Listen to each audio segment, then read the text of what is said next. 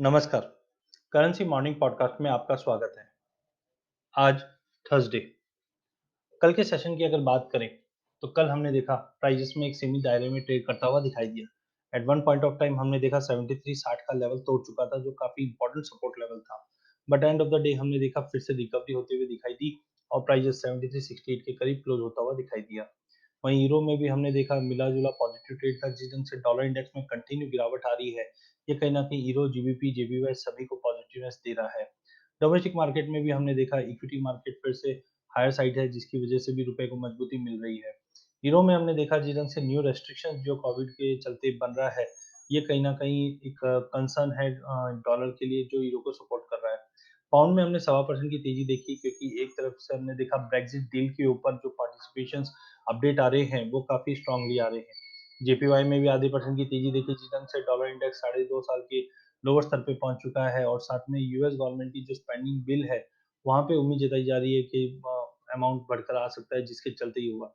कल फेड की मीट थी, एज एक्सपेक्टेड इंटरेस्ट रेट में कोई मेजर चेंजेस है नहीं, व्यू में भी कोई चेंजेस नहीं है। इन्फ्लेशन टारगेट 2% का रखा है, जब तक 2% के ऊपर नहीं आता, जब तक कोई थ्रेट नहीं है। तो इसको देखते हुए हमें लगता है कि डॉलर में कंटिन्यू प्रेशर रहेगा। एक साइकोलॉजिकल लेवल 90 का बना हुआ है, this will be more important. अगर 2020 में 90 का लेवल तोड़ता है, तो हम और एक बड़ी गिरावट डॉलर में देख सकते हैं। आज के ओपनिंग की बात करें तो रुपया फ्लैट ओपन होता हुआ दिखाई देगा, जहाँ पे 73.66 के लेवल की ओपनिंग दिखा रहा है।